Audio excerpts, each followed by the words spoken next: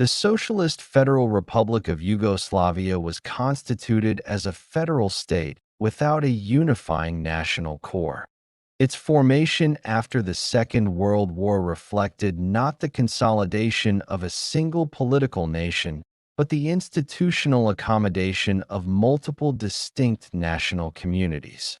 Serbs, Croats, Slovenes, Bosniaks, Bosnian Muslims, Macedonians, and Montenegrins, each with separate historical trajectories, cultural institutions, and elite structures.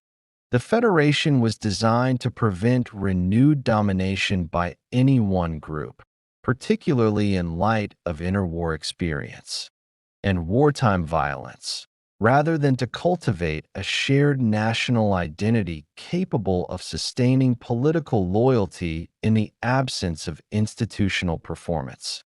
This design choice shaped every subsequent constraint faced by the Yugoslav state. Federal identity was intentionally thin.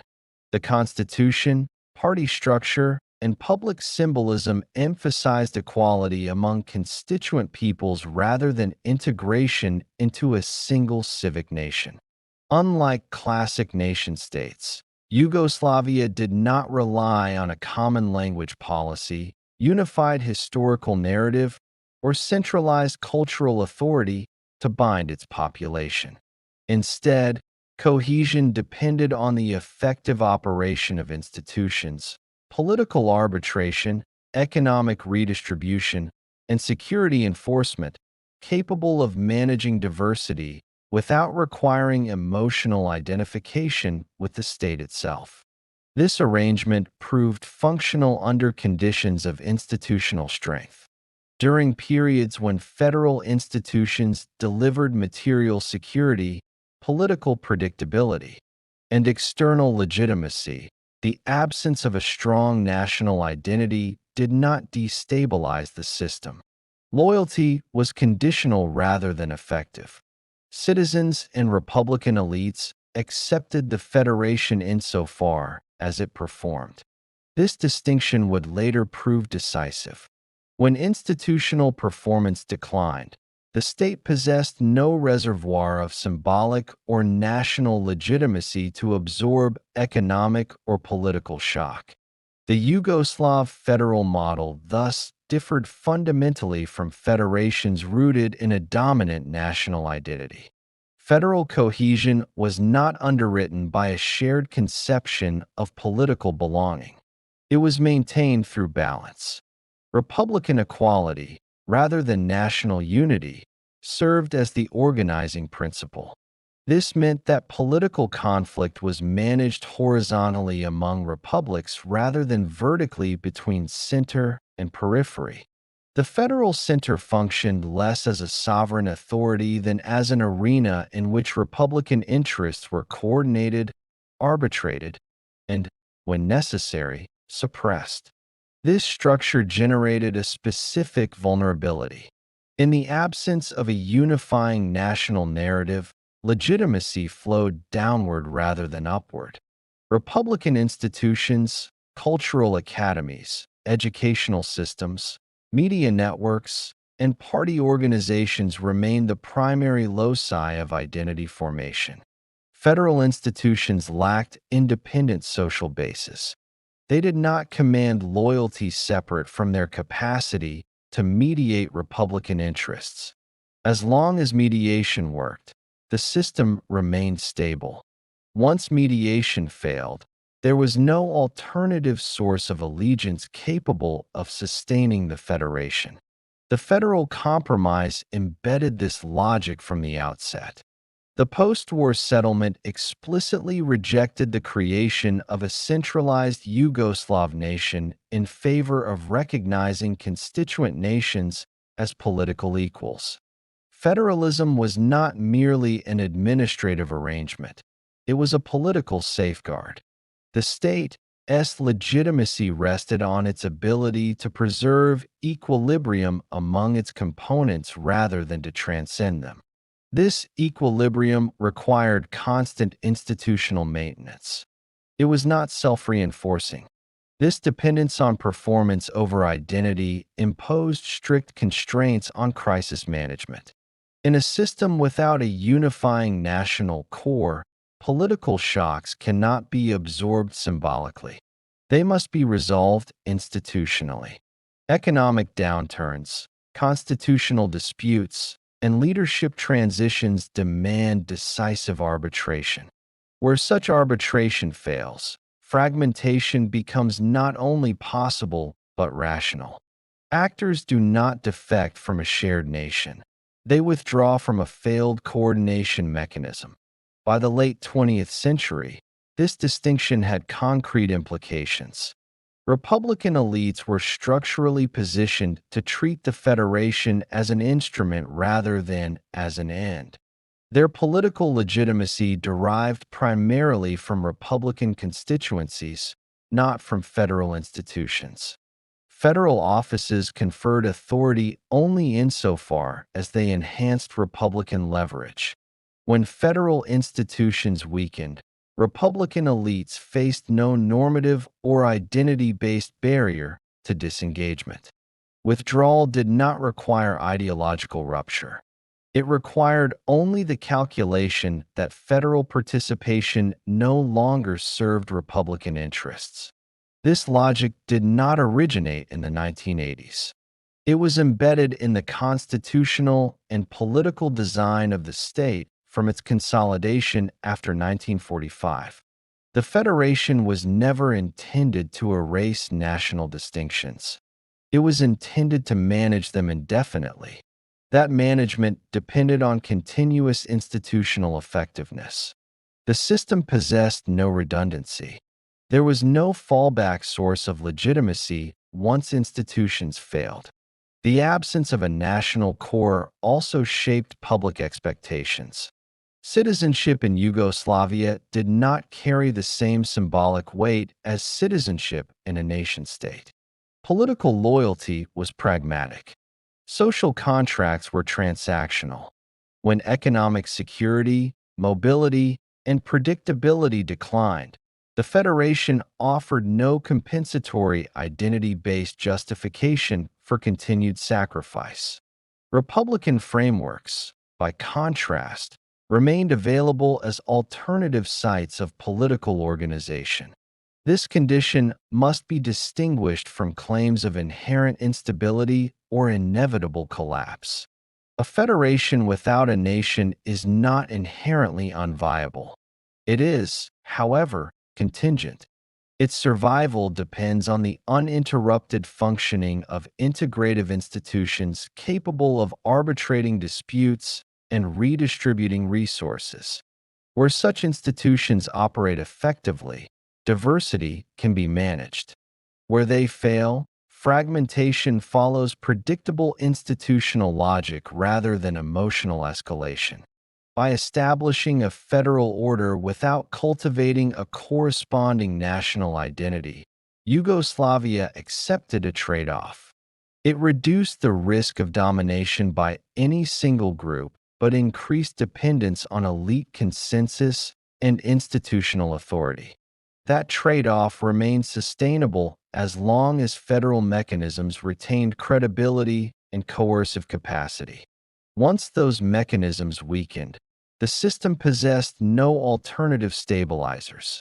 This foundational condition did not cause Yugoslavia's collapse on its own. It did not determine outcomes. It defined the constraints within which all subsequent decisions would operate. When later segments examine leadership succession, constitutional paralysis, economic crisis, party disintegration, and international disengagement, each development must be understood as acting upon a state whose cohesion was never anchored in shared national identity. Fragmentation, under those conditions, did not require mass mobilization or ideological conversion. It required only the failure of institutions upon which loyalty depended. The collapse of Yugoslavia thus cannot be understood as the unraveling of a nation. It was the dissolution of a coordination system. Once that system ceased to perform its integrative functions, withdrawal became structurally rational. The absence of a unifying national core ensured that nothing remained to hold the federation together once institutional authority eroded. The post-war Yugoslav state emerged from the Second World War under conditions that made centralized authority both politically necessary and institutionally fragile. Between 1945 and 1948, the new socialist government consolidated power through a single ruling party, a centralized security apparatus, and a unified military command. This consolidation occurred within a federal framework that formally recognized multiple constituent nations while subordinating political pluralism to party discipline. From the outset, authority did not rest in abstract institutions alone, but in their coordinated operation under a dominant leadership capable of enforcing compliance across Republican boundaries. Throughout the late 1940s and 1950s, the Yugoslav system stabilized through a combination of centralized party control and coercive enforcement. The League of Communists of Yugoslavia functioned as the primary integrative mechanism, exercising authority through Republican branches that remained hierarchically subordinate to the federal leadership. The Federal Security Services and the Yugoslav People's Army provided enforcement capacity, ensuring that challenges to federal authority did not translate into institutional defection. During this period, political cohesion depended less on constitutional balance than on the effective concentration of power at the federal level.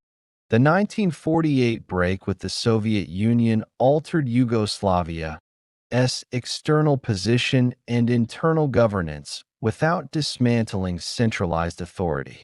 Isolation from the Eastern Bloc compelled the leadership to pursue an independent socialist path, but it did not weaken the internal enforcement mechanisms of the state.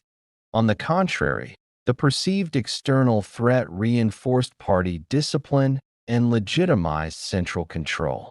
The federal leadership retained the capacity to suppress dissent and coordinate policy across republics, preserving the functional unity of the state. During the 1950s and early 1960s, the introduction of workers' self-management and limited economic decentralization altered economic governance without displacing political authority. Enterprises gained operational autonomy, but strategic control remained federal. The party continued to arbitrate disputes among republics, and federal institutions retained supremacy in matters of defense, foreign policy, and macroeconomic coordination. These reforms did not undermine cohesion because enforcement mechanisms remained intact and leadership authority remained uncontested. By the mid-1960s, economic reform accelerated. The 1965 reform package expanded market mechanisms, reduced federal control over investment, and increased the role of Republican governments in economic planning. These changes widened regional disparities, but they did not immediately destabilize the political system. The reason lay in continued federal arbitration. Disputes generated by reform were managed through party channels, and the federal leadership retained the capacity to impose outcomes when negotiations stalled. Political challenges during this period tested but did not break the system. The removal of Aleksandar Ranković in 1966 marked a reconfiguration of the security apparatus and reduced centralized surveillance powers, particularly within Serbia. This shift redistributed authority within the federation but did not eliminate federal supremacy. The ruling party remained unified, and the leadership continued to resolve conflicts through internal discipline rather than constitutional adjudication. The early 1970s presented the most significant internal challenge before 1980. The Croatian Spring of 1971 involved mass mobilization, economic demands, and challenges to federal authority within a republican framework. The federal response demonstrated the system's operative logic.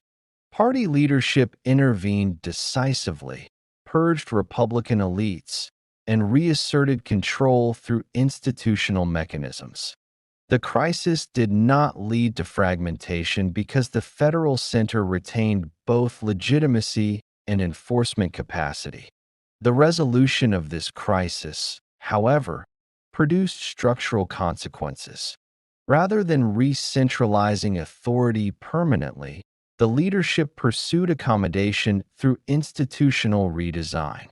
The result was an incremental redistribution of power toward the republics, formalized over the following years. This redistribution did not reflect an absence of authority, but a strategic decision to manage diversity through negotiated balance under continued federal arbitration. Throughout the 1970s, this balance was maintained through the personal authority of the federal leadership, exercised within and above institutional structures. The ruling party continued to function as a unified organization, and its federal bodies retained the capacity to discipline Republican branches. The military remained firmly aligned with federal authority, and security services continued to operate across Republican lines. Institutional fragmentation did not translate into political defection because arbitration remained effective. Externally, Yugoslavia's position within the international system reinforced this stability. Its non-aligned status during the Cold War provided strategic value to both Western and Eastern blocs. This position facilitated access to international credit, trade, and diplomatic support. Western governments tolerated economic inefficiencies and political idiosyncrasies in exchange for Yugoslavia's independence from Soviet control. This external environment reduced pressure on internal governance arrangements and sustained material stability. By the late 1970s, however, the system exhibited a critical unresolved dependency. Authority remained concentrated in a leadership structure that had not institutionalized succession. The federal presidency, party leadership, and military command were unified in practice by a single figure whose role transcended formal office. Decision-making authority depended on personal arbitration rather than codified hierarchy. This arrangement masked institutional weakness rather than correcting it. Efforts to formalize collective leadership intensified as the leadership aged. Amendments and procedural reforms were introduced to distribute authority across federal bodies. These measures preserved formal equality among republics, but did not replicate the enforcement capacity previously exercised through centralized leadership.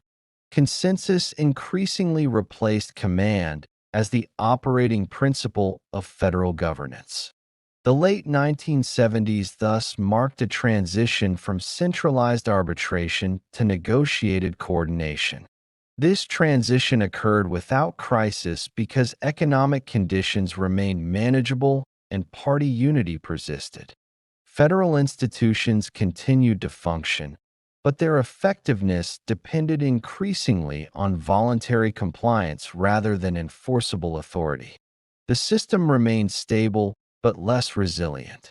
When the central leadership died in May 1980, the institutional environment it left behind lacked a mechanism capable of reproducing its integrative function.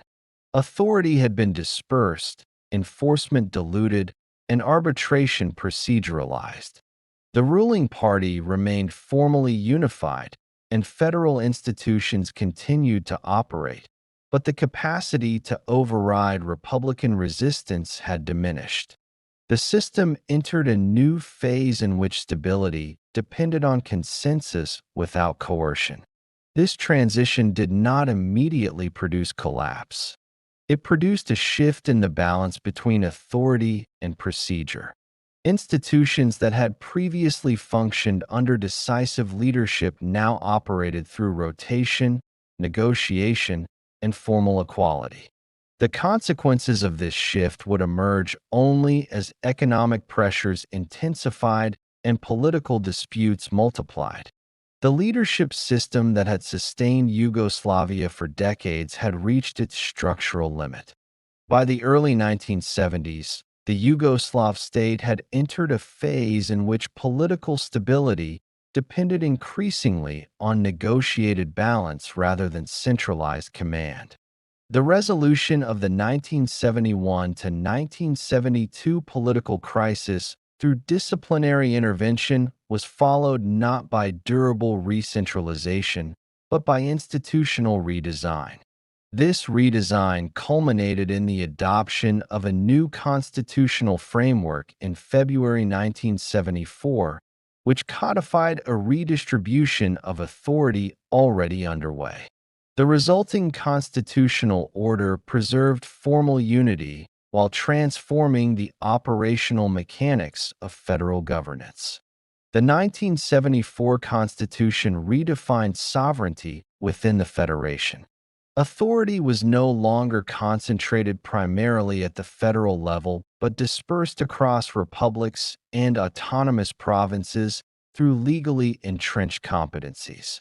Each republic acquired extensive control over internal affairs, including economic planning, education, culture, and elements of internal security. Constitutional amendments elevated these competencies beyond administrative delegation, granting them the force of constitutional right. Federal authority became conditional on Republican consent rather than hierarchical command. The constitutional text formalized a system of mutual vetoes. Federal decision-making bodies required broad consensus, effectively unanimity, across Republican and provincial representatives for major policy initiatives. This applied to constitutional amendments, macroeconomic coordination, and key political appointments. The veto structure was designed to prevent domination by any single unit, particularly within a multinational federation, but it also eliminated the capacity for decisive federal intervention when interests diverged. The position of Serbia was uniquely altered by the new framework. The autonomous provinces of Kosovo and Vojvodina were granted constitutional status approaching that of republics, including representation in federal bodies independent of Serbia proper. Serbia thus became the only republic whose internal territorial units possessed direct federal standing. This arrangement reduced Serbia's effective voting weight within federal institutions and fragmented its authority relative to other republics. The Constitution did not abolish Serbian sovereignty, but it constrained its exercise within the federal system. Federal responsibilities remained extensive in formal terms.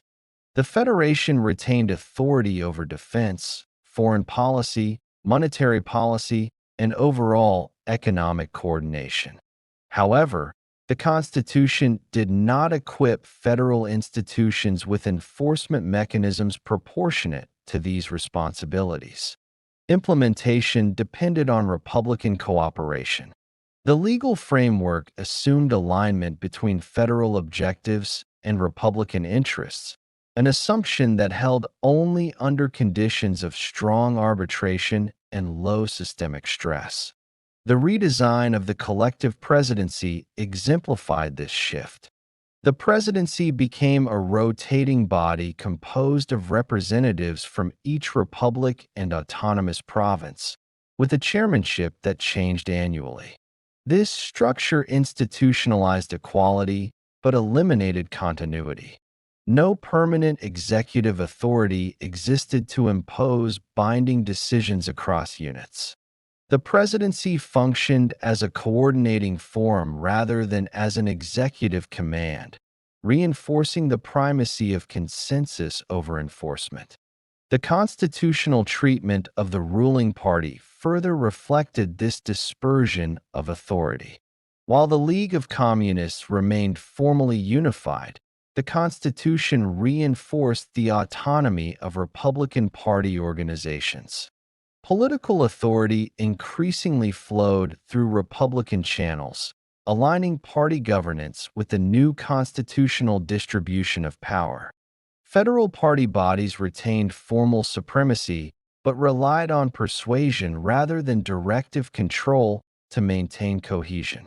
Economic governance was similarly transformed. The Constitution embedded principles of self-management and decentralized economic decision-making. Investment authority shifted toward enterprises and Republican governments, while federal planning mechanisms were weakened. Inter-Republican transfers remained possible but required negotiated agreement. This arrangement reduced federal capacity to counteract regional disparities through centralized redistribution, increasing the salience of Republican fiscal interests. The legal architecture of the 1974 Constitution thus replaced command with coordination.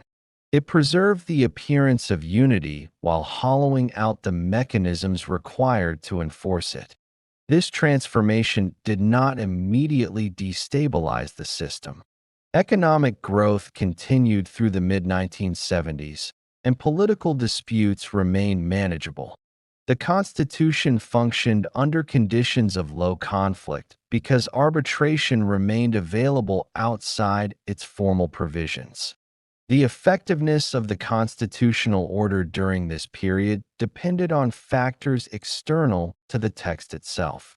Enforcement capacity resided not in constitutional mechanisms, but in the continued operation of centralized authority structures capable of resolving deadlock informally. The Constitution did not eliminate federal intervention, it displaced it into extra-constitutional practice. As long as this practice persisted, the legal framework's internal contradictions remained latent. By the late 1970s, however, the gap between constitutional form and political function widened. The reliance on consensus slowed decision-making, particularly in areas requiring rapid response or distributive adjustment. Federal bodies increasingly deferred contentious decisions rather than resolving them. This proceduralization of politics reduced the capacity of the state to adapt to emerging pressures, especially those with uneven regional impact. The Constitution also altered incentives for political behavior. Republican elites gained constitutional tools to block federal initiatives that conflicted with local priorities.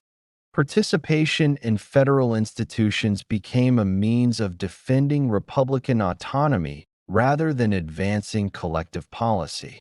The cost of obstruction declined, while the cost of unilateral federal action increased. The constitutional order thus rewarded intransigence under conditions of divergent interests. This incentive structure became particularly significant in fiscal and economic coordination.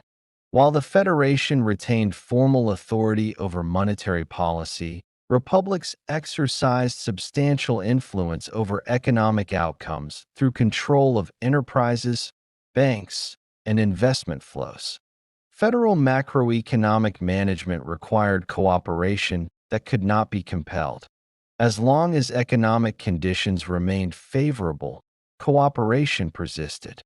The Constitution provided no mechanism to restore coordination once incentives shifted. The legal equality embedded in the constitutional design further constrained conflict resolution. With no hierarchical authority to impose outcomes, disputes among republics could not be settled through binding adjudication. Constitutional courts existed but lacked the capacity to enforce compliance against recalcitrant political actors. The legal system reinforced procedural correctness without resolving substantive disagreement.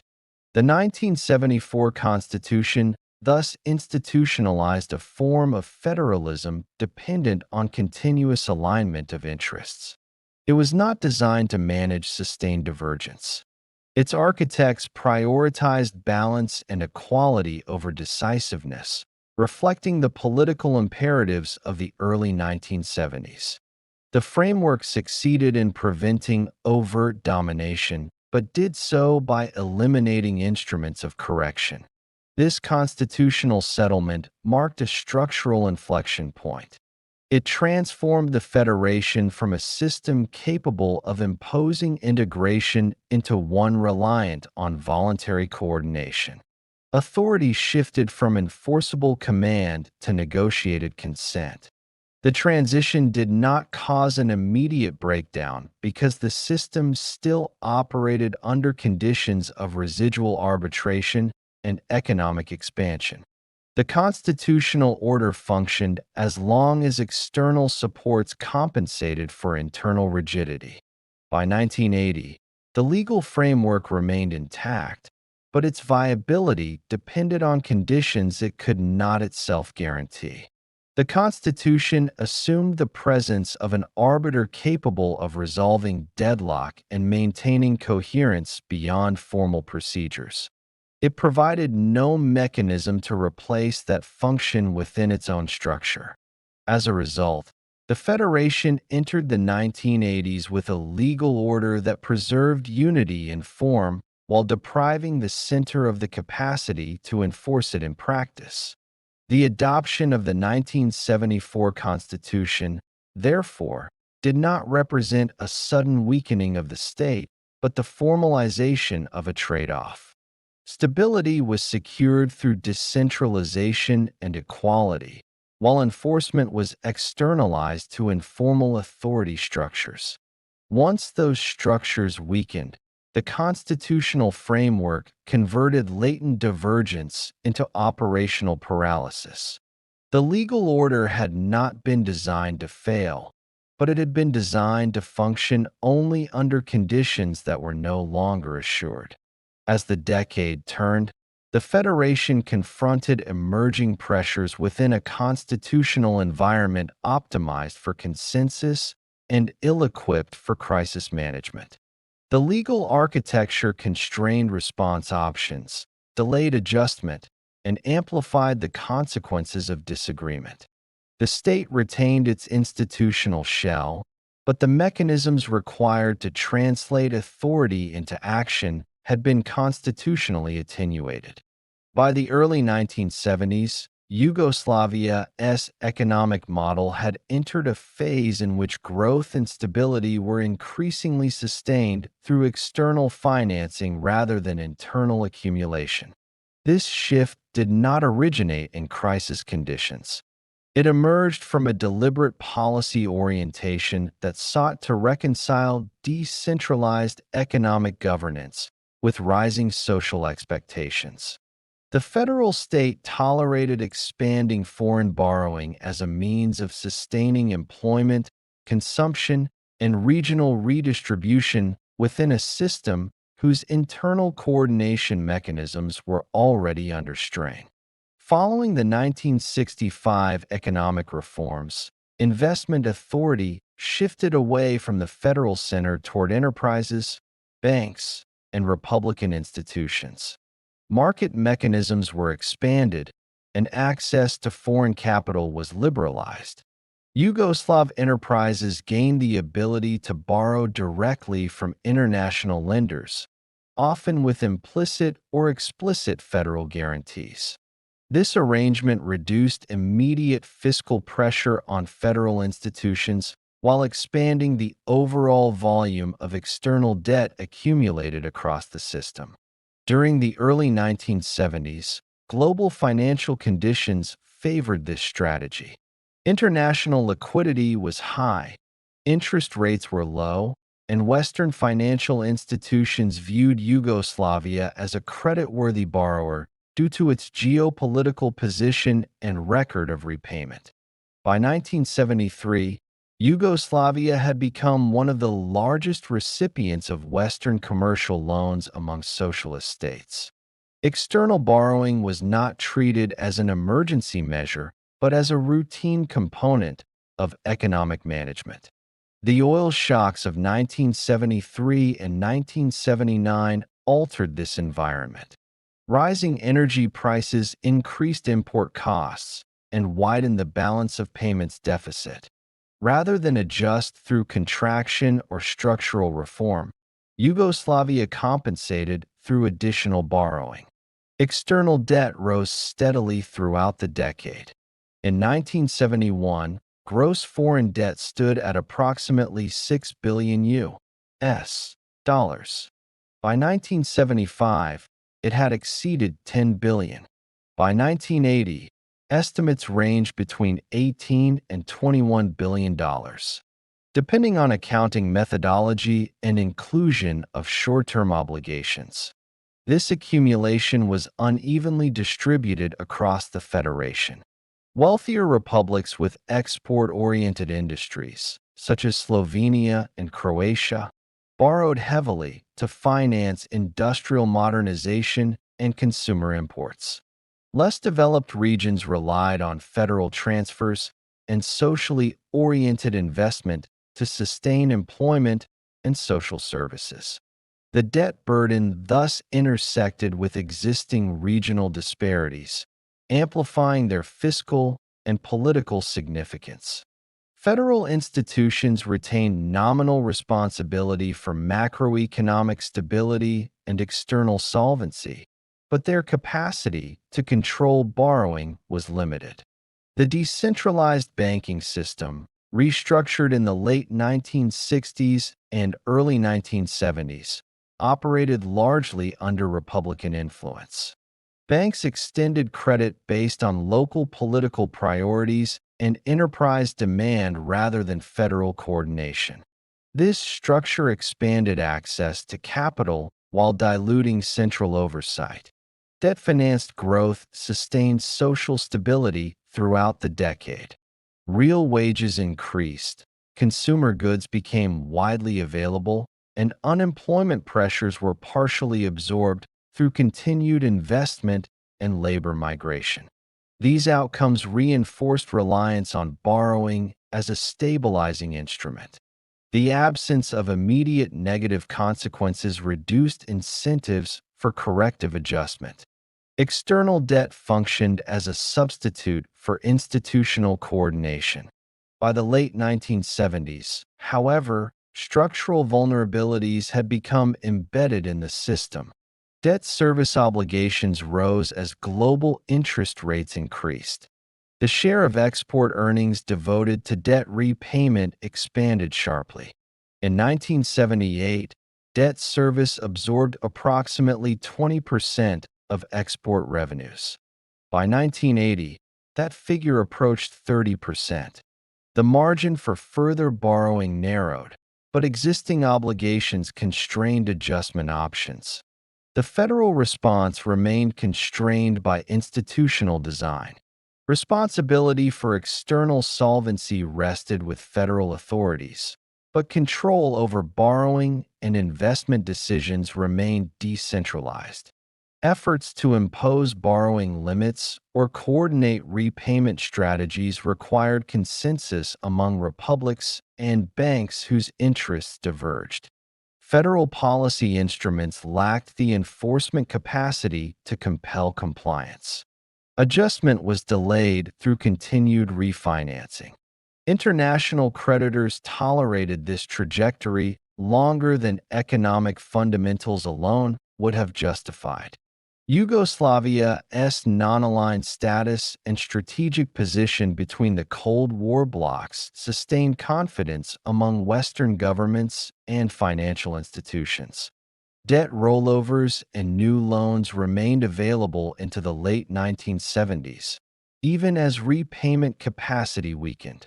External support postponed the need for internal restructuring. By 1979, The cumulative effects of external shocks and internal imbalances converged. The second oil shock increased import costs again. Global monetary tightening raised interest rates, increasing the real burden of existing debt. Export growth slowed amid weakening demand in key markets. These developments reduced the feasibility of continued debt-led stabilization. The internal structure of the Yugoslav economy magnified these pressures. Investment decisions made under conditions of abundant credit had prioritized capacity expansion over efficiency. Many enterprises operated at low productivity levels, sustained by credit rather than profitability. As financing conditions tightened, these enterprises became increasingly dependent on refinancing to maintain operations. The system's tolerance for inefficiency had been underwritten by external borrowing. Federal authorities recognized the emerging constraint but faced limited options. Reducing investment risk increases unemployment. Cutting social spending threatened political stability. Imposing centralized control over borrowing conflicted with established institutional arrangements. The path of least resistance remained continued negotiation with external creditors, postponing adjustment. By the time of leadership succession in 1980, Yugoslavia's external position had become structurally fragile. Gross foreign debt had reached levels that required a coordinated fiscal and monetary response. Yet the institutional mechanisms necessary to implement such coordination were weakened by design. The state confronted a classic imbalance: centralized responsibility without centralized control. The debt accumulation of the 1970s thus did not represent mismanagement in isolation. It reflected a systemic adaptation to internal constraints. External borrowing substituted for political integration, fiscal coordination, and structural reform. As long as credit remained available, this substitution sustained stability. Once credit conditions tightened, the accumulated debt transformed from a stabilizer into a binding constraint. The transition from growth through borrowing to adjustment under constraint did not occur abruptly. It unfolded through a series of refinancing efforts and policy delays. However, the underlying arithmetic became unavoidable. Debt service obligations competed with domestic priorities for scarce resources. External solvency required measures that the existing institutional framework was poorly equipped to deliver. By 1980, Yugoslavia entered a new phase in which economic vulnerability intersected directly with political capacity. The accumulated debt limited policy autonomy, narrowed adjustment options, and exposed the costs of prolonged reliance on external financing. The economic model that had sustained stability in the previous decade now imposed constraints that would shape every subsequent decision. The debt burden did not itself trigger collapse.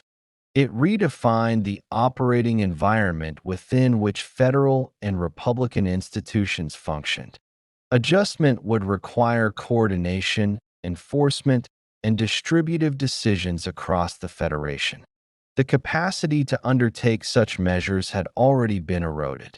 As a result, economic pressure would no longer be absorbable through delay or refinancing alone.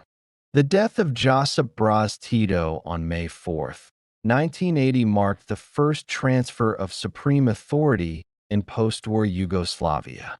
The event did not produce an immediate institutional rupture. The federal state continued to operate under an existing constitutional framework, and all formal organs remained intact. What changed was not the legal structure, but the operational relationship between authority, enforcement, and decision-making, which shifted decisively at the moment succession was activated. Succession had been anticipated but not resolved. The constitutional arrangements in force by 1980 replaced singular executive authority with a collective federal presidency, composed of representatives from each republic and autonomous province. The chairmanship rotated annually. This mechanism had been designed to preserve formal equality and prevent concentration of power. Upon activation, it transformed the presidency from a latent structure into the supreme executive organ of the state. Its design privileged balance over continuity and procedure over command. The immediate consequence was the elimination of decisive arbitration. Under the rotating presidency, no individual or office possessed sustained authority to impose binding resolutions across federal units. Decisions required consensus or near consensus among representatives whose political accountability lay primarily outside the federal level. The presidency could coordinate, but it could not compel. This altered the practical meaning of federal authority without altering its constitutional form. Federal executive capacity declined accordingly.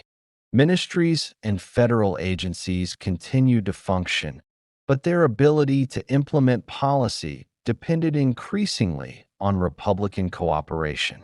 Where compliance had previously been ensured through hierarchical enforcement, it now relied on negotiated consent. This shift did not reflect administrative dysfunction. It reflected a reconfiguration of authority in which procedure replaced command as the primary mode of governance. The transition exposed a structural asymmetry between responsibility and power. Federal institutions retained responsibility for macroeconomic coordination, external relations, and national defense.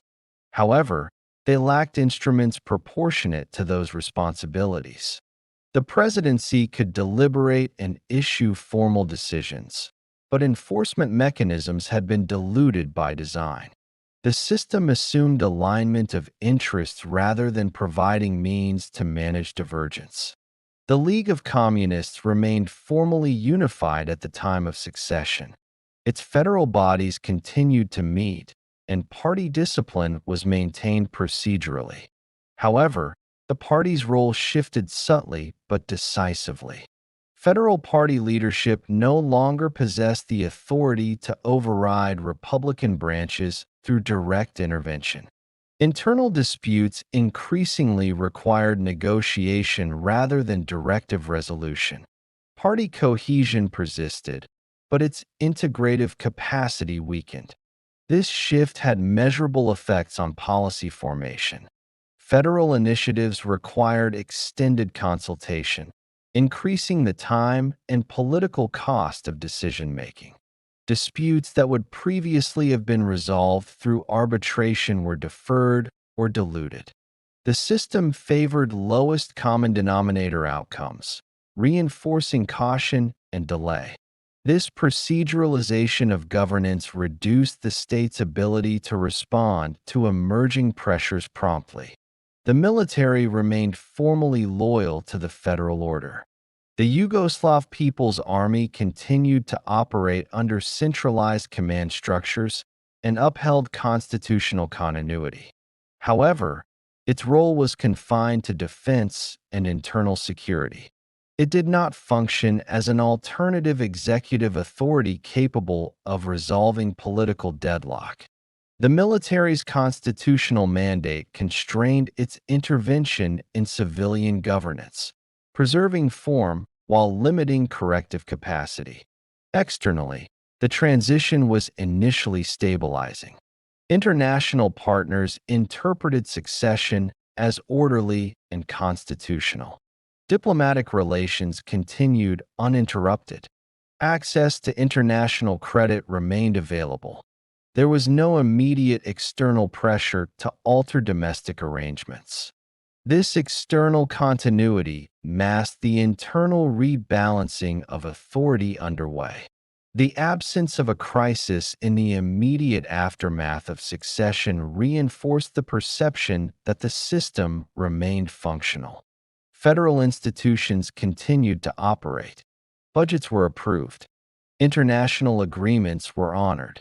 This continuity delayed recognition of structural weakness. The system appeared stable because its formal mechanisms remained intact, even as their effectiveness declined. Within Republican governments, however, the change in authority dynamics was immediately apparent. The cost of resisting federal initiatives decreased. Obstruction no longer carried the same political or institutional penalties. Republican leaders retained formal participation in federal bodies while increasing leverage over outcomes. The balance of power shifted incrementally but consistently toward Republican autonomy in practice. This shift altered the incentive structure of federal participation. Engagement in federal institutions increasingly served to defend Republican interests rather than to advance collective policy. Federal bodies became arenas of negotiation rather than instruments of governance. The presidency coordinated positions rather than directing outcomes. The distinction between deliberation and execution widened. The consequences for economic governance became visible even before the macroeconomic crisis emerged. Federal coordination of investment and fiscal transfers required a consensus that became progressively harder to secure. Distributive decisions were delayed. Adjustments were postponed. The system favored short-term accommodation over structural correction. These tendencies did not originate in 1980, but they intensified once arbitration capacity disappeared. The presidency's rotating structure compounded these effects. Annual leadership changes disrupted continuity. Policy initiatives launched under one chairmanship often stalled under the next. Responsibility was diffuse, and accountability was fragmented. No officeholder bore sustained responsibility for outcomes beyond a limited term. This diffusion of responsibility discouraged long-term planning and reinforced procedural caution. Legal mechanisms offered no corrective alternative. Constitutional courts existed but lacked the authority to compel political compliance. Judicial review addressed procedural validity rather than substantive resolution. Legal adjudication could not substitute for political arbitration where disputes reflected divergent interests rather than legal ambiguity. The cumulative effect was a transition from authoritative coordination to managed equilibrium. Stability depended increasingly on the absence of acute conflict rather than on the capacity to resolve it. As long as conditions remained tolerable, this equilibrium could persist. It was not designed to absorb sustained stress. By late 1980, the federal state remained intact in form and recognized internationally as continuous. Yet its internal operating logic had changed fundamentally. Authority had become conditional, enforcement had become indirect, and decision-making had become consensual by necessity rather than choice. The system continued to function, but it had lost its capacity to correct the imbalance once it emerged. This transformation did not produce collapse. It produced vulnerability. The institutional framework assumed conditions, economic stability, elite cooperation, and external tolerance that it could not itself guarantee.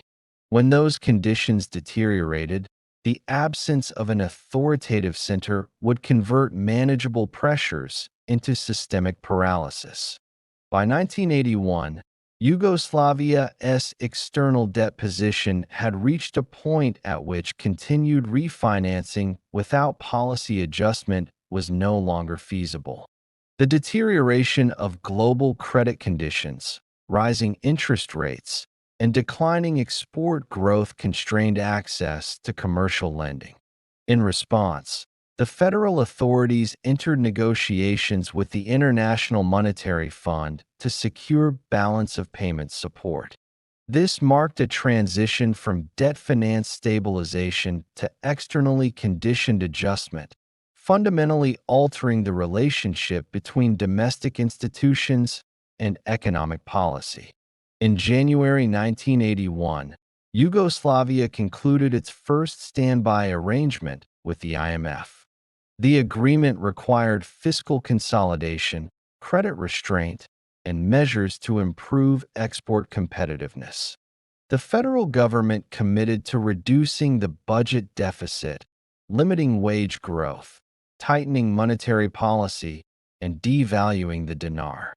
These commitments reflected standard IMF stabilization logic, but their implementation depended on cooperation across a decentralized economic and political system. The initial stabilization effort coincided with a deteriorating domestic economic environment. Industrial growth slowed sharply. Inflation, which had averaged approximately 15% annually during the late 1970s, accelerated to over 30% by 1981. Unemployment exceeded 13% nationally, with substantially higher rates in southern regions and Kosovo. The contractionary measures required under the IMF program amplified these pressures, reducing domestic demand and constraining enterprise financing. Implementation exposed the limits of federal authority. While the IMF negotiated primarily with federal institutions, many policy levers, particularly wage setting, investment decisions, and credit allocation, remained under Republican or enterprise control. Compliance varied across republics. Some implemented wage restraint and fiscal tightening more rigorously, while others delayed or diluted measures to mitigate social impact. The uneven application of adjustment undermined the coherence of stabilization efforts. By 1982, Yugoslavia faced renewed balance of payment strain. Export performance remained weak, and debt service obligations increased as interest rates rose. A second IMF arrangement was negotiated, extending and intensifying adjustment requirements. The federal government agreed to further dinar devaluation, reductions in public spending, and stricter limits on domestic credit expansion. These measures deepened the contractionary effect on the economy. The social consequences became increasingly visible. Real wages declined by approximately 10% between 1981 and 1983. Living standards fell unevenly, with the sharpest declines occurring in less developed regions dependent on federal transfers and socially oriented investment. Enterprises operating at low productivity levels faced liquidity shortages, leading to rising arrears and underemployment. The adjustment process imposed immediate costs while deferring long-term benefits. Institutionally, the stabilization programs altered the balance of authority. External creditors gained leverage over macroeconomic policy, while domestic coordination weakened. Federal institutions were responsible for meeting IMF conditions, but lacked enforcement capacity over decentralized actors. This mismatch generated recurrent noncompliance, requiring repeated renegotiation. Each new agreement addressed short-term financing needs without resolving underlying coordination problems. By the mid-1980s, adjustment fatigue had set in. Economic recovery remained elusive. Inflation persisted above 40% in several years. Unemployment continued to rise, surpassing 15% by 1985. Youth unemployment was significantly higher. The federal government faced mounting difficulty reconciling IMF conditions with domestic political constraints. Policy credibility eroded as targets were repeatedly missed. In 1985, Yugoslavia entered another IMF-supported program, reflecting continued external vulnerability. The new arrangement emphasized structural reforms alongside stabilization, including enterprise restructuring, reductions in subsidies, and greater exposure to market discipline. These measures required politically sensitive decisions at the Republican level, particularly regarding unprofitable enterprises that functioned as major employers. The uneven implementation of structural reforms intensified regional divergence. More developed republics, with higher export capacity and diversified industries, adjusted more effectively. Less developed regions experienced sharper declines in employment and income. Federal redistribution mechanisms weakened under fiscal pressure, reducing the capacity to offset these disparities. Economic outcomes increasingly diverged along regional lines. The stabilization process also strained the legitimacy of the economic system. The social contract that had linked employment security and rising living standards to political stability no longer held. While the analysis of legitimacy remains institutional rather than psychological, the material basis of compliance eroded as adjustment costs accumulated without visible recovery. The federal state's capacity to deliver economic stability diminished measurably. By 1987, external conditions worsened further. Global interest rates remained elevated, and access to commercial refinancing tightened. Yugoslavia's debt service ratio approached 35% of export earnings. The federal authorities negotiated yet another IMF program, incorporating more stringent conditionality. This included accelerated liberalization of prices, further devaluation, and deeper fiscal cuts. The 1988 stabilization program marked a qualitative shift.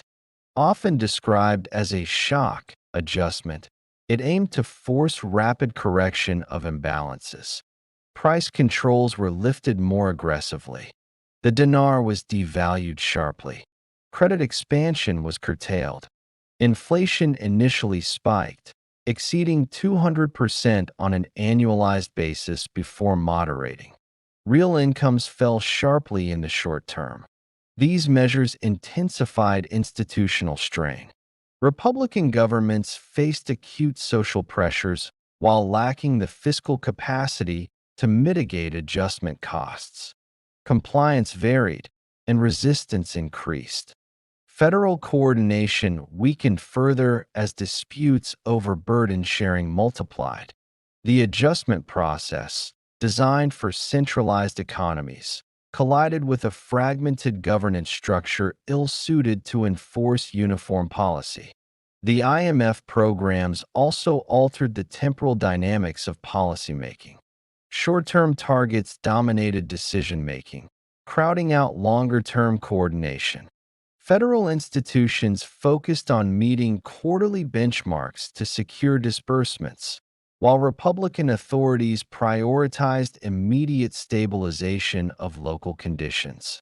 This divergence reduced policy coherence and reinforced fragmentation.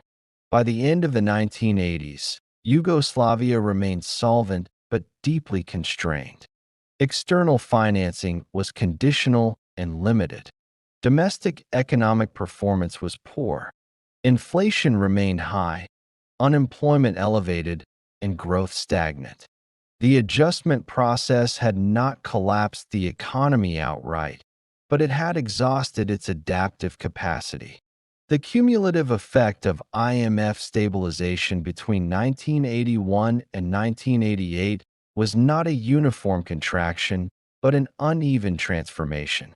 External constraints narrowed policy options, redistributed adjustment costs unevenly across regions, and exposed the inability of existing institutions to coordinate corrective action. The economic system continued to function, but its internal coherence weakened. The stabilization process thus converted external vulnerability into an internal political and institutional problem. Adjustment required centralized enforcement and equitable burden sharing. The existing framework provided neither reliability. As a result, economic pressure translated into institutional stress rather than coordinated reform. By the close of the decade, Yugoslavia faced a structural impasse. External creditors demanded continued adjustment. Domestic institutions lacked the capacity to implement it uniformly. Economic stabilization had become inseparable from questions of authority and coordination. The constraints imposed by debt and adjustment would shape all subsequent political developments, not as an abstract backdrop, but as an active force narrowing the range of viable institutional responses. By the mid-1980s, the cumulative effects of decentralized governance, external economic constraint, and uneven adjustment had altered the functional logic of Yugoslav federalism. What had previously operated as a system of negotiated burden sharing began to function as a mechanism of distributive conflict. This transition did not occur through ideological rupture or constitutional change. It emerged through the interaction of fiscal scarcity, institutional fragmentation, and diverging regional capacities to absorb economic pressure. The immediate context was the deterioration of federal fiscal capacity. Between 1981 and 1986, real federal budgetary resources declined as debt service obligations increased and external financing became conditional.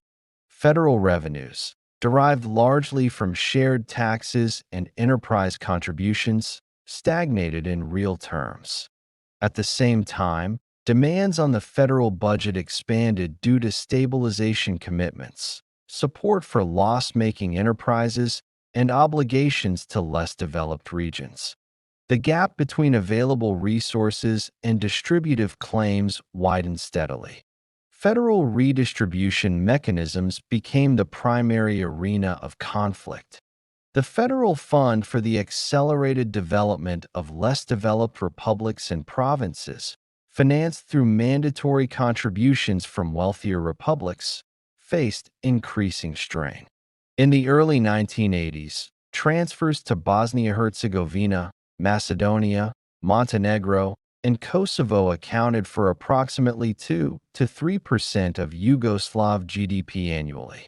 As economic contraction reduced overall output, the relative burden of these transfers increased for contributing republics, particularly Slovenia and Croatia. By 1985, Republican governments in the North began to contest the sustainability of existing transfer arrangements. Their fiscal contributions rose while domestic unemployment and enterprise distress intensified. Export-oriented industries faced declining demand and rising input costs. Republican budgets came under pressure as social expenditures increased and enterprise subsidies expanded. The perceived return on federal participation diminished as redistribution appeared increasingly disconnected from measurable stabilization outcomes. The federal institutional framework provided no mechanism to compel compliance with redistribution beyond negotiated consent. Transfer formulas required agreement within federal bodies where contributing and recipient republics held equal procedural standing. As fiscal scarcity intensified, consensus became harder to achieve.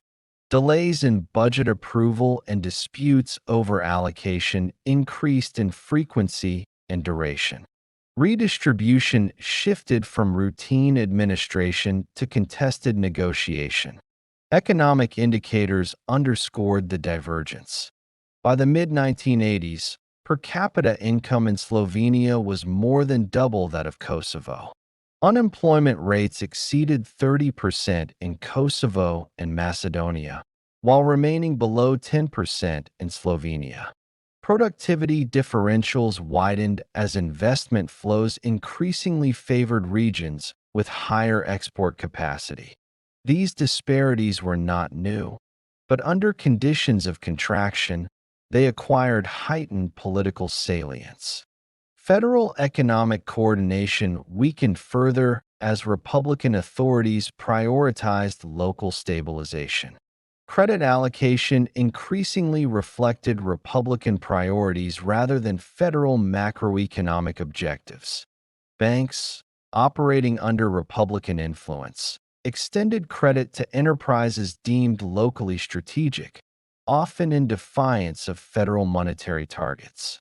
This behavior undermined stabilization efforts and exacerbated inflationary pressure, reinforcing perceptions that federal policy imposed costs without delivering benefits. The erosion of cooperative federalism extended beyond fiscal policy. Industrial restructuring initiatives required the closure or consolidation of inefficient enterprises, many of which were major employers in less developed regions. Republican governments resisted implementation to avoid social disruption. Contributing republics, in turn, objected to continued transfers supporting enterprises perceived as non-viable. The absence of enforcement mechanisms converted policy disagreement into deadlock.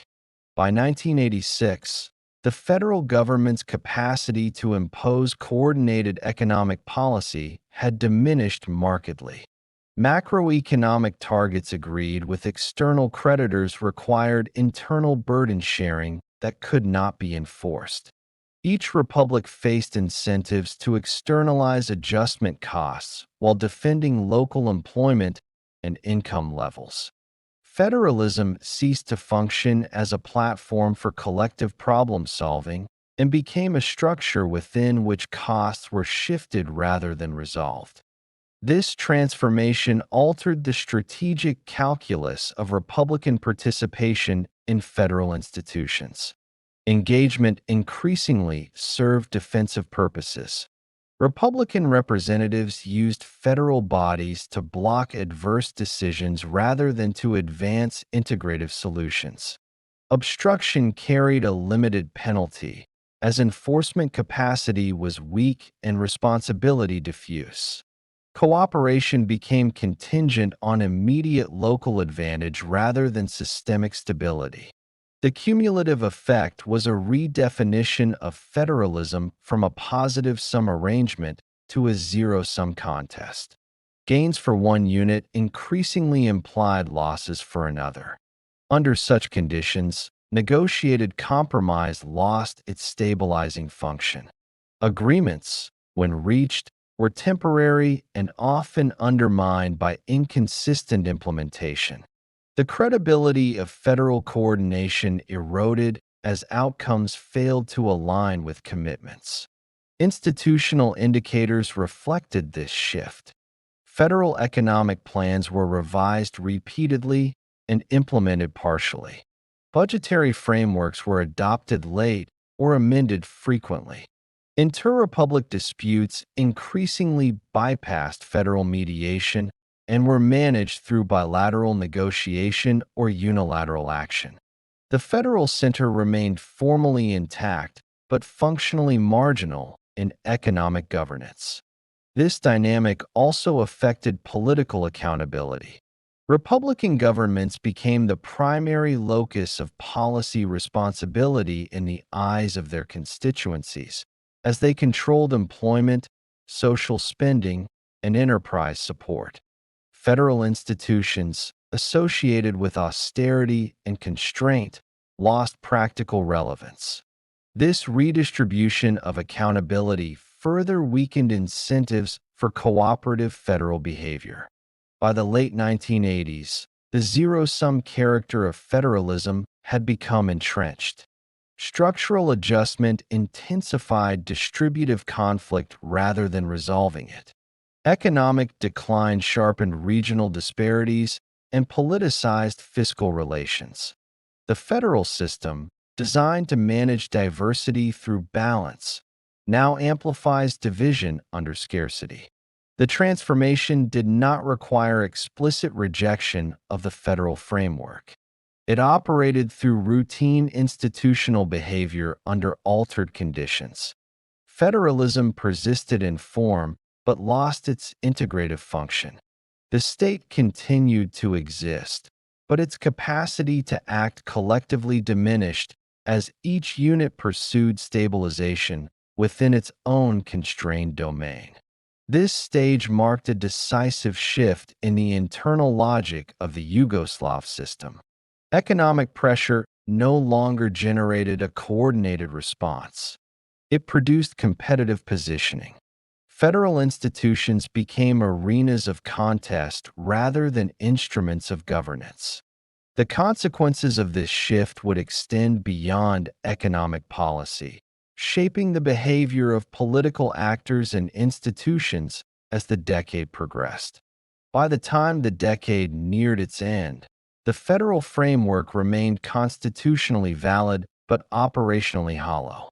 Scarcity, decentralization, and uneven adjustment had converted interdependence into rivalry. The transition from cooperative to zero-sum federalism constituted a critical escalation in the process of systemic breakdown, narrowing the range of viable collective responses to subsequent challenges. By the mid-1980s, the League of Communists of Yugoslavia remained the only institution that still formally linked federal authority, republican governments, and social governance. Its constitutional role as the leading political force was intact, its organizational structure remained nationwide, and its monopoly on political power was preserved in law. Yet its functional capacity as an integrative institution had begun to erode under the cumulative pressure of economic contraction, distributive conflict, and procedural paralysis. What followed was not an abrupt collapse, but a progressive fragmentation of authority along Republican lines. The initial strain emerged from the party's role in economic adjustment. Stabilization measures required politically costly decisions at the enterprise, municipal, and Republican levels. The party, historically responsible for mediating economic policy and social stability, now faced the task of enforcing restraint without possessing the instruments to coordinate or compensate uneven outcomes. Party directives increasingly conflicted with local administrative imperatives, exposing a growing gap between federal political authority and Republican implementation capacity. By 1984, internal party debates reflected this tension. Federal party bodies continued to issue resolutions emphasizing stabilization, productivity, and fiscal discipline. Republican Party organizations responded selectively, adapting directives to local conditions.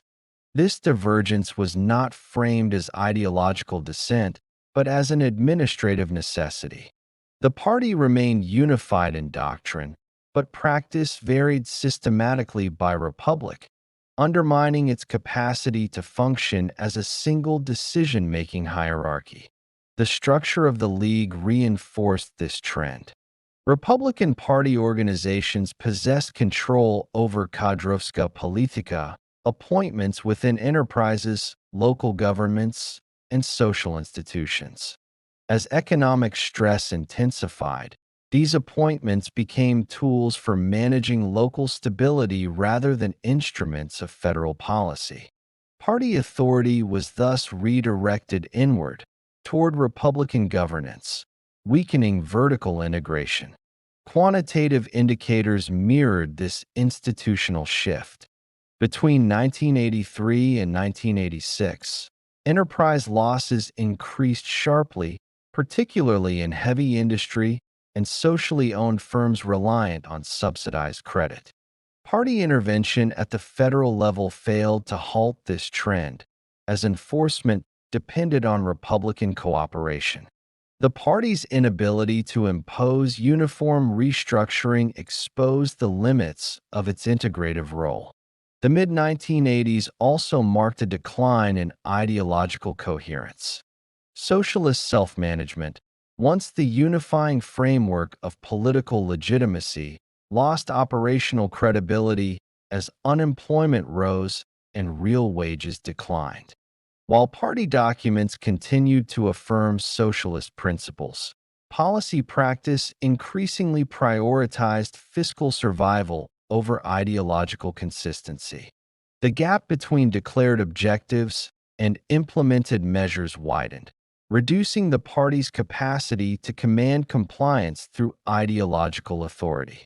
In 1986, these pressures converged during leadership renewal processes. Party congresses and plenums at the Republican level produced divergent policy emphases, reflecting local economic conditions and political constraints. Federal party organs retained formal supremacy but lacked mechanisms to reconcile these differences. Consensus increasingly substituted for discipline, slowing decision-making and diluting outcomes. The publication of critical policy assessments within party-linked institutions further destabilized cohesion. In several republics, party-affiliated research bodies and academies issued analyses highlighting structural inequities and governance failures.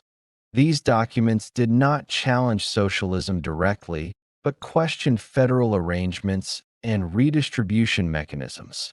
The absence of an effective disciplinary response signaled declining central authority within the party.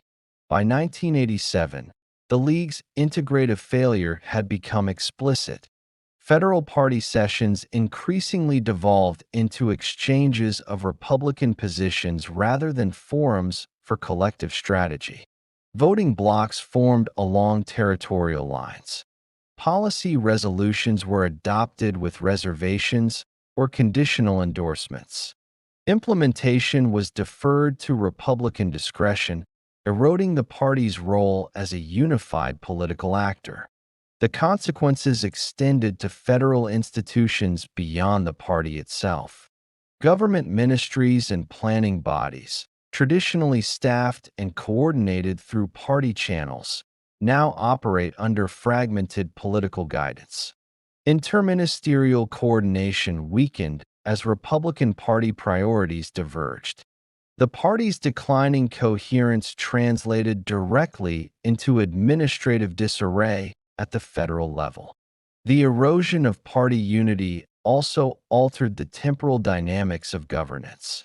Long-term policy planning became increasingly difficult as party leadership cycles shortened and turnover increased. Leadership stability, once a hallmark of the system, gave way to rotational uncertainty. Accountability diffused across multiple levels, reducing incentives for decisive action. By late 1988, the League of Communists confronted a structural contradiction. It remained legally dominant, but functionally hollow at the federal level. Republican branches retained authority and organizational capacity, while federal bodies increasingly operated as coordinating forums without enforcement power. The party no longer served as a mechanism for integrating policy across the federation. This fragmentation did not immediately dissolve the party. Membership numbers remained substantial, and formal structures persisted. However, the locus of political authority shifted decisively. Republican Party organizations became autonomous actors, using federal affiliation selectively while prioritizing local governance. The federal party center lost its capacity to define a binding collective strategy. The culmination of this process occurred during the final years of the decade. Attempts to reassert federal party discipline through reform initiatives encountered resistance and procedural obstruction. Proposals for economic and political restructuring exposed irreconcilable differences in Republican priorities. The party's inability to resolve these differences signaled the end of its integrative function. By the time multi-party competition emerged at the close of the 1980s, the League of Communists had already ceased to operate as a unified federal institution. Its disintegration preceded formal political pluralism. The state still existed, and constitutional structures remained in place, but the political mechanism that had historically coordinated them had dissolved. This development marked a decisive transition. The loss of party unity removed the final internal instrument capable of coordinating federal policy, mediating conflict, and enforcing compromise. Political authority survived at the Republican level but evaporated at the center. The Federation entered the final phase of its existence without an integrative political structure capable of managing the consequences of economic constraint and institutional fragmentation. By the late 1980s, the erosion of federal coordination and the fragmentation of party authority had created a structural vacuum in Yugoslav governance. Political decision-making no longer operated through a unified ideological or institutional framework. Within this environment, nationalism emerged not as a spontaneous resurgence of identity, but as an instrumental political framework capable of organizing authority, mobilizing support, and structuring competition under conditions of institutional collapse. Its ascent followed the disintegration of integrative mechanisms rather than preceding it. National discourse entered formal politics through institutional channels already weakened by prior developments. Republican governments and party organizations, facing declining capacity to deliver economic stability or policy coherence through federal mechanisms, required alternative bases for political legitimacy and coordination. National frameworks offered legally available, administratively scalable, and territorially bounded structures through which authority could be asserted without reliance on federal enforcement. This transition occurred incrementally between 1987 and 1989. The reorientation toward national frames coincided with the collapse of federal policy credibility. Economic adjustment programs imposed measurable costs without producing recovery. Inflation exceeded 100% annually by 1987. Real wages declined by more than 25% between 1985 and 1988. Unemployment remained structurally high, exceeding 15% nationally and significantly higher in several republics and provinces. Under these conditions, policy programs articulated at the federal level lost practical relevance. Republican authorities increasingly sought political frameworks that aligned authority with the locus of governance. Nationalism provided that alignment. It mapped political accountability onto territorially defined units already responsible for social policy, employment, education, and internal administration. Unlike federal ideology, which had become detached from implementation, national frameworks offered immediate correspondence between political authority and administrative capacity. This functional advantage, rather than cultural revival, explains the timing and form of nationalist mobilization. The shift was visible in the transformation of political language within Republican institutions. Official communications increasingly framed economic grievances, fiscal disputes, and institutional conflicts in national terms. Budgetary transfers, investment allocation, and constitutional competencies were discussed as matters of national equity rather than administrative coordination. This reframing altered the structure of political claims without changing their underlying economic content. Electoral reforms accelerated this transformation.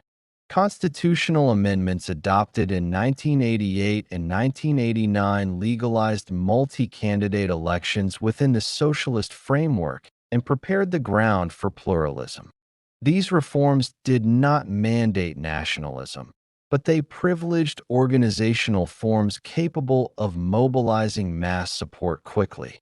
National platforms, grounded in existing territorial and administrative boundaries, proved more effective than federal or ideological alternatives in this environment. Institutionally, nationalism operated as a substitute mechanism for coordination. Republican authorities used national narratives to justify policy divergence, defend control over resources, and resist federal intervention. This did not require formal secessionist intent. It required only the assertion that Republican institutions possessed superior legitimacy to address local conditions. Nationalism thus functioned as a tool of governance rather than as an ideological endpoint. The timing of nationalist consolidation varied across the Federation, reflecting differences in economic exposure and institutional capacity. In republics with stronger administrative structures and export-oriented economies, national platforms emphasized fiscal autonomy and regulatory control. In less developed regions, nationalist discourse focused on redistribution, protection of social assets, and resistance to adjustment measures. These variations did not undermine the functional role of nationalism as a coordinating framework. They reinforced its adaptability. By 1989, nationalism had become the dominant language of political competition across most republics.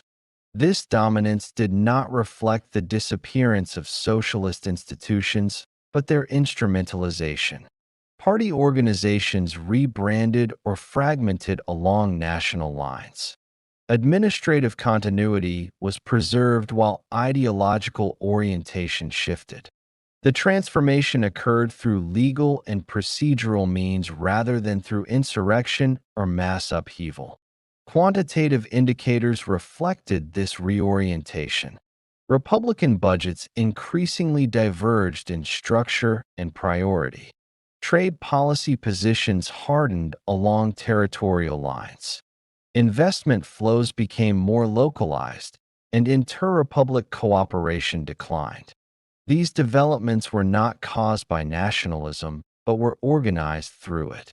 National frameworks provided coherence to policy divergence already underway. The federal center responded procedurally but ineffectively. Efforts to reaffirm constitutional norms or reassert collective decision-making lacked enforcement capacity and political backing. Federal institutions became forums for symbolic contestation rather than instruments of governance. National narratives filled the gap left by institutional paralysis, offering simplified frameworks for complex distributive conflicts. Crucially, nationalism did not operate as a uniform or monolithic force. It was fragmented, competitive, and shaped by institutional context. Its content varied, but its function remained consistent: to reallocate legitimacy from federal structures to Republican authorities. This reallocation was decisive. Once legitimacy shifted, federal compliance became optional rather than obligatory. The emergence of nationalism also altered the temporal horizon of politics. Federal reform required long-term coordination and deferred benefits. National platforms offered immediate political returns through control of existing institutions and resources. Under conditions of economic contraction and institutional uncertainty, short-term viability outweighed systemic stability.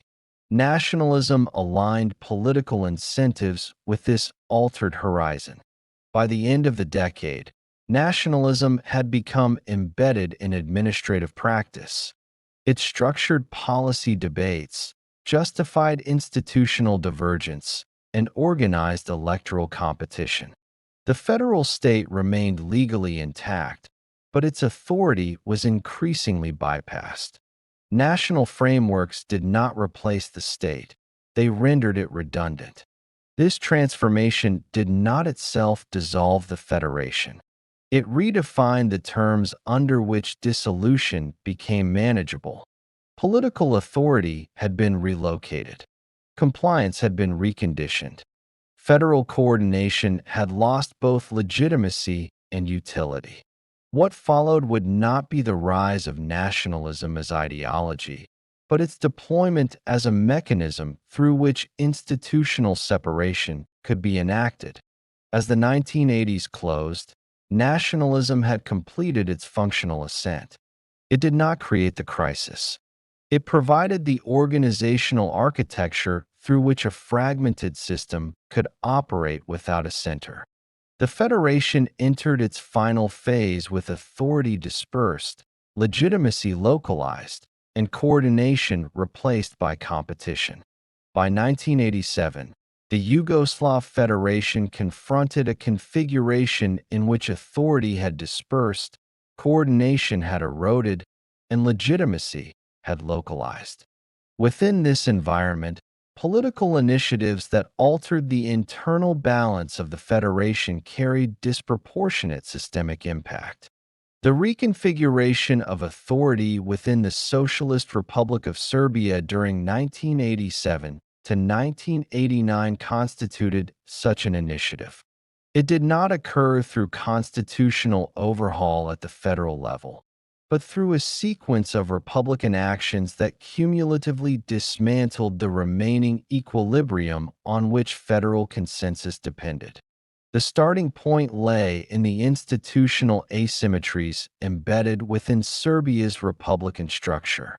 Since 1974, the autonomous provinces of Kosovo and Vojvodina have possessed constitutionally guaranteed competencies and independent representation within federal bodies. In practical terms, this arrangement constrains Serbia's capacity to coordinate its own internal policy while reducing its effective influence at the federal level relative to other republics. As federal coordination weakened during the 1980s, these asymmetries acquired heightened political significance. In 1987, changes within Serbia's party leadership initiated a process of internal consolidation. Through party procedures rather than constitutional amendment, the Republican leadership moved to reassert authority over provincial institutions. This process unfolded through personnel changes, procedural revisions, and reinterpretation of existing legal competencies. The measures were framed as administrative normalization rather than systemic transformation, but their cumulative effect was to centralize decision-making within Serbia. The first concrete outcomes appeared in Kosovo. Following a period of unrest earlier in the decade, provincial institutions faced increased scrutiny and intervention from Republican authorities. By late 1988, amendments to the provincial statutes reduced autonomous control over security, judiciary, and economic planning. These changes were enacted through Republican assemblies and party structures, exploiting ambiguities within the constitutional framework. Federal institutions registered the developments but lacked the capacity to prevent them. Parallel measures were undertaken in Vojvodina. Leadership changes within the provincial party organization were followed by revisions to decision-making procedures that aligned provincial policy more closely with Republican directives.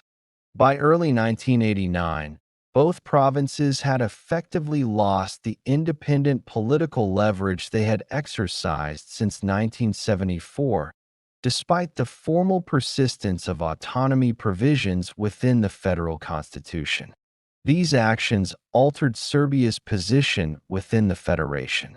With provincial representatives now aligned with Republican leadership, Serbia regained effective control over 4 votes in the collective presidency and other federal bodies.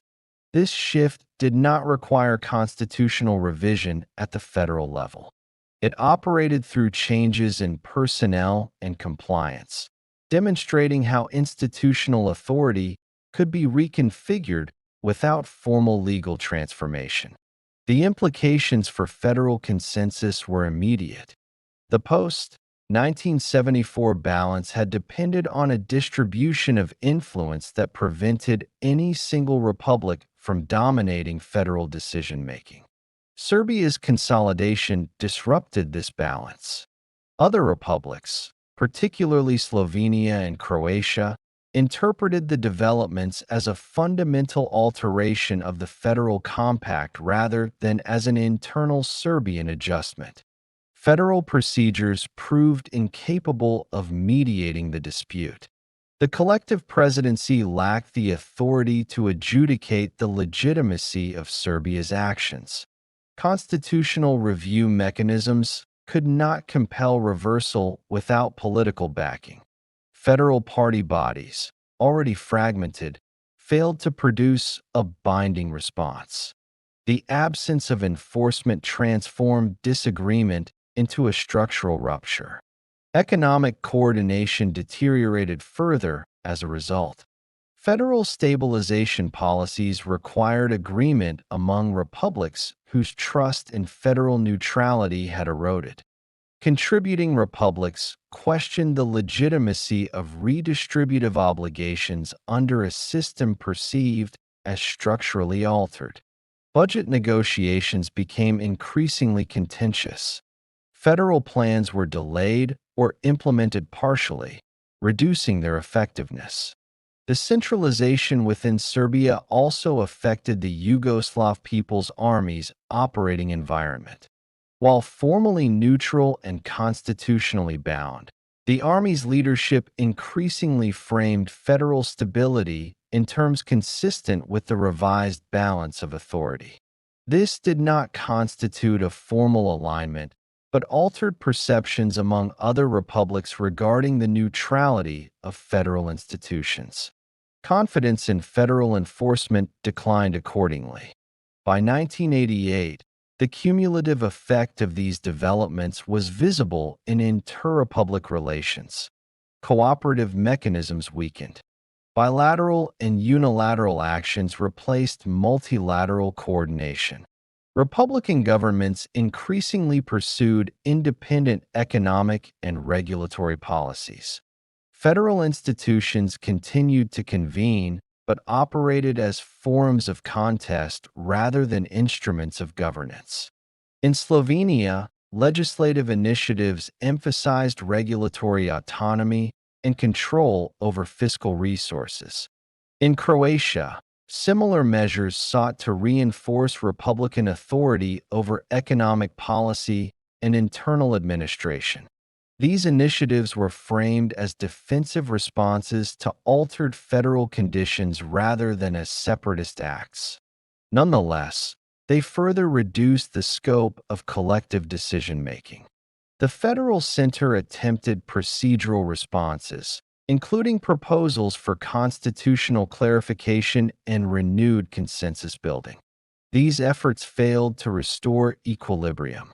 Without enforcement capacity or shared legitimacy, procedural initiatives could not reverse the redistribution of authority already effected through Republican action. Quantitative indicators reflected the accelerating fragmentation. By 1989, inter-republic trade volumes declined relative to external trade. Investment flows became increasingly localized. Fiscal coordination weakened as Republican budgets diverged in structure and priority. These trends did not originate with Serbia's centralization, but were intensified by it. The critical consequence lay in the transformation of expectations. Federal participation had previously rested on the assumption of stable rules and balanced influence. The reconfiguration of authority within Serbia invalidated that assumption. Other republics recalibrated their strategies accordingly, prioritizing institutional autonomy over federal compromise. By early 1989, the federation remained legally intact but politically redefined. Authority had become asymmetrical. Consensus mechanisms lacked credibility. Compliance with federal decisions depended on voluntary alignment rather than obligation. The system no longer functioned as a cooperative federation, but as a contested framework in which outcomes were increasingly determined by unilateral capacity. The breakdown of consensus did not immediately dissolve the state. It eliminated the conditions under which collective governance could be sustained. Federal institutions continued to exist, but their decisions no longer carried binding force across all units. The redistribution of authority within Serbia thus operated as a catalyst, converting latent fragmentation into overt institutional divergence. As the decade approached its end, the Federation confronted a configuration in which no actor possessed the authority to restore balance. The mechanisms that had previously mediated conflict were exhausted. The reassertion of central authority within one republic had disrupted the remaining equilibrium without creating a new integrative framework. The federal system entered its final stage with authority contested, legitimacy fractured, and coordination structurally impaired. By the late 1980s, Yugoslavia's external environment had shifted in ways that removed the final stabilizing constraints on internal fragmentation. For 4 decades, the Federation's geopolitical position had insulated it from the full consequences of domestic institutional weakness. That insulation eroded rapidly as the international system that had sustained Yugoslavia's strategic relevance underwent structural transformation. The resulting disengagement did not cause internal collapse, but it removed external tolerance for dysfunction at the precise moment when internal cohesion had already deteriorated. Throughout the Cold War, Yugoslavia's non-aligned status had conferred disproportionate diplomatic and economic leverage. Its independence from both the Soviet Union and NATO aligned it with broader Western strategic interests, particularly after 1948. This position translated into preferential access to Western credit, trade concessions, and political forbearance. Economic inefficiencies and institutional idiosyncrasies were tolerated because Yugoslavia functioned as a geopolitical buffer. By the mid-1980s, this strategic calculus began to change. The easing of East-West confrontation reduced the value of non-alignment as a stabilizing asset. Western governments increasingly prioritized economic reform, fiscal discipline, and political liberalization over geopolitical balancing. Yugoslavia's role as an intermediary lost salience as détente deepened and systemic rivalry waned. This shift became explicit after 1985, as reforms in the Soviet Union signaled a transformation of the bipolar order. The normalization of East-West relations diminished the strategic premium previously attached to Yugoslavia's independence. Western policymakers reassessed their engagement, reducing tolerance for prolonged economic instability and institutional paralysis. Financial assistance became more conditional, and diplomatic support more restrained. International financial institutions reflected this recalibration. Lending decisions increasingly emphasized repayment capacity and policy compliance rather than geopolitical considerations. Debt rescheduling remained available, but on stricter terms. External creditors coordinated more closely, limiting Yugoslavia's ability to negotiate flexible arrangements. This reduced the Federation's room for maneuver in managing internal adjustment.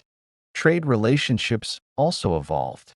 Western markets, facing their own structural adjustments, reduced preferential treatment. Yugoslav exports encountered increased competition and regulatory barriers.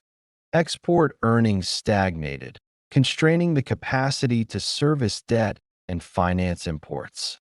The external economic environment no longer compensated for internal inefficiencies. The culmination of this process occurred in 1989 with the effective end of the Cold War. The fall of the Berlin Wall symbolized a systemic shift that rendered Yugoslavia's non-aligned position obsolete. The Federation ceased to occupy a distinct strategic category.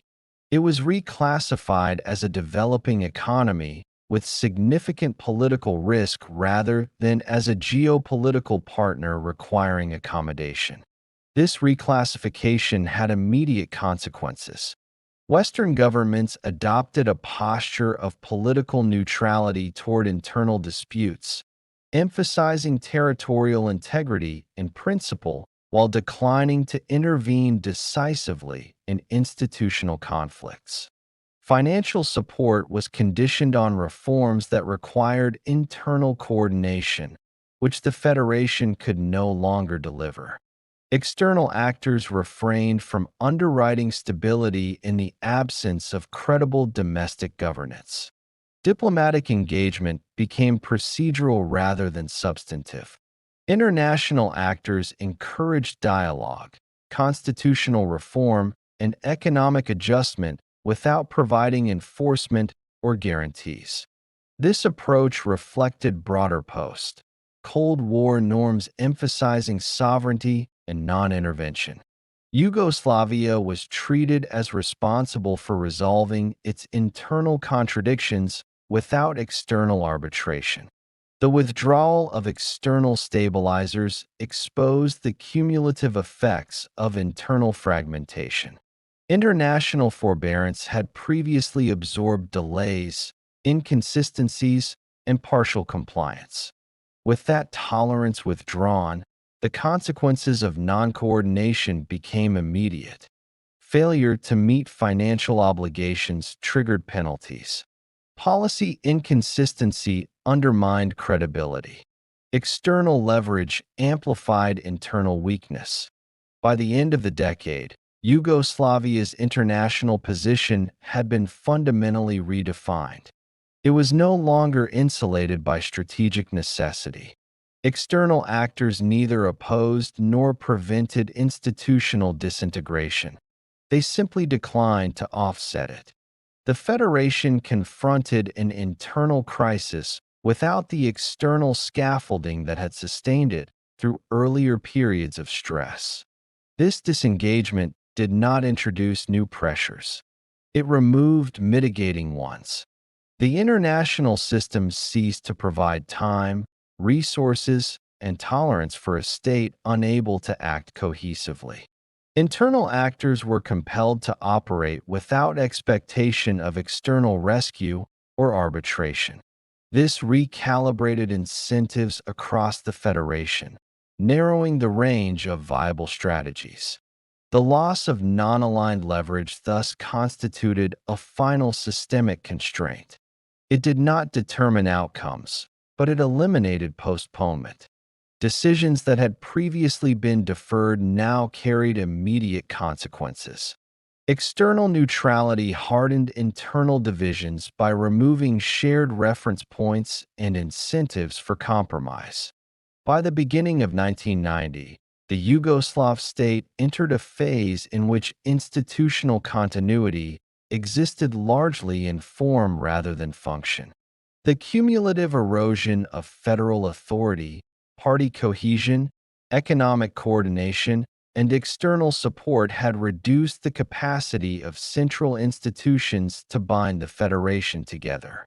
What followed was not an abrupt breakdown triggered by violence. but a sequential collapse of governing mechanisms that preceded and enabled the use of force. The first decisive development occurred within the political system itself. In January 1990, the 14th Extraordinary Congress of the League of Communists of Yugoslavia convened under conditions of deep internal division. The Congress was intended to reconstitute party unity through negotiated reform. Instead, it exposed the irreversibility of fragmentation. Delegations from Slovenia and Croatia rejected proposals that would have preserved centralized party authority, while Serbian delegates opposed reforms that diluted re-centralized influence. When the Slovenian delegation withdrew, followed shortly by the Croatian delegation, the Federal Party ceased to function as a unified political organization. No disciplinary mechanism remained to compel participation or enforce outcomes. The collapse of the party eliminated the final structure that had coordinated federal and republican institutions. Without a unified ruling organization, the federal state lost its primary channel for political integration. Government ministries, planning bodies, and security institutions had historically relied on party coordination to reconcile competing interests. In its absence, administrative coherence deteriorated rapidly. Federal institutions continued to operate procedurally, but without political authority. This disintegration coincided with the formal introduction of multi-party competition. In 1990, republics enacted electoral laws and conducted competitive elections under newly adopted constitutional frameworks. These elections did not dissolve the federation directly, but they institutionalized political authority at the republican level. Governments elected on Republican mandates possessed clear territorial legitimacy and control over administrative apparatuses. Federal institutions, by contrast, lacked an electoral base and depended on inter-republic agreement that no longer existed. Electoral outcomes reinforced divergence. In Slovenia and Croatia, parties advocating greater autonomy or confederal arrangements won decisive victories. In Serbia, electoral processes consolidated authority within republican institutions aligned with re-centralization. These outcomes did not require ideological alignment across republics. They established incompatible mandates within a shared constitutional framework, rendering collective governance impracticable. The federal presidency, designed to function through consensus, became increasingly paralyzed. Representatives acted based on Republican mandates rather than federal responsibility. Voting deadlock became routine. Decisions on economic coordination, constitutional reform, and security policy were delayed or blocked. The presidency retained legal authority but lacked the capacity to act as an executive body. Economic conditions intensified this paralysis. Inflation surged dramatically during 1989 and early 1990, exceeding 1,000% on an annualized basis before temporary stabilization measures took effect. Real wages collapsed. Industrial output declined sharply. Federal fiscal instruments proved ineffective, as taxation and spending authority resided primarily with Republican governments. Efforts to implement federal economic reform programs failed due to non-compliance and conflicting priorities. The Yugoslav People's Army occupied an increasingly ambiguous position within this environment. Constitutionally charged with defending territorial integrity and the constitutional order, the military faced a political landscape in which the constitutional order itself was contested. Federal civilian authorities lacked the legitimacy and unity required to direct military policy coherently. At the same time, Republican governments increasingly viewed federal security institutions with suspicion. Throughout 1990, disagreements emerged over command authority, territorial defense structures, and arms control. Republican governments sought greater control over local security arrangements, while federal military leadership emphasized preservation of centralized command. These disputes were institutional rather than emotional, reflecting incompatible interpretations of constitutional authority rather than spontaneous escalation. Legal mechanisms proved inadequate to resolve these conflicts. Constitutional courts lacked enforcement power. Federal legislative bodies were immobilized by procedural stalemate. Proposals for constitutional reform, ranging from re-centralization to confederation, failed to secure a consensus.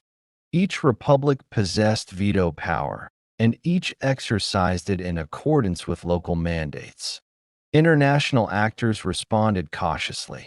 Diplomatic engagement emphasized dialogue, reform, and respect for existing borders, but avoided intervention. Recognition of Yugoslavia as a sovereign state continued, but without material or political commitment to preserve internal cohesion. External actors treated the crisis as a domestic constitutional matter rather than a security emergency. By mid-1990, the functional attributes of statehood had diverged between levels of governance. Republican governments exercised effective control over territory, administration, and economic policy. The federal state retained international recognition but lacked enforcement capacity. Authority was no longer layered, it was bifurcated. This condition rendered coordinated action impossible. The federal budget exemplified this collapse. Revenue collection faltered as Republican governments prioritized local needs. Transfers were delayed or withheld. Federal obligations, including debt service and defense expenditures, faced chronic shortfalls. Fiscal coordination, already weakened, became unworkable under conditions of political fragmentation. As the year progressed, institutional separation accelerated through legal and administrative acts. Republican legislatures adopted laws asserting the primacy of Republican statutes over federal law. Administrative bodies reoriented reporting lines. Control over media, taxation, and policing consolidated at the Republican level. These measures did not require formal secession. They hollowed out federal authority from within. By late 1990, Yugoslavia no longer functioned as a unified state. Its institutions existed, but their jurisdiction was contested, their decisions unenforced, and their legitimacy fragmented. The collapse occurred through procedural failure rather than violent overthrow. Armed conflict had not yet become general, but the institutional conditions that restrained force had disappeared. The decisive point was not the outbreak of violence, but the disappearance of mechanisms capable of preventing it. With no authoritative center, no unified political organization, no credible legal arbiter, and no effective economic coordinator, disputes could no longer be contained within institutional channels. The state had ceased to perform the basic functions of governance. This sequence establishes a critical distinction. War did not dismantle Yugoslavia's institutions. The institutions collapsed first. Violence followed only after authority, legitimacy, and coordination had already fragmented beyond repair. The dissolution of the Yugoslav state was therefore an institutional process completed before the first large-scale armed engagements occurred. By the end of 1990, Yugoslavia remained present on maps and in diplomatic registers. In practice, it no longer existed as a functioning political entity. The transition from fragmentation to conflict lay ahead, but the state that would confront that transition had already dissolved through cumulative institutional failure.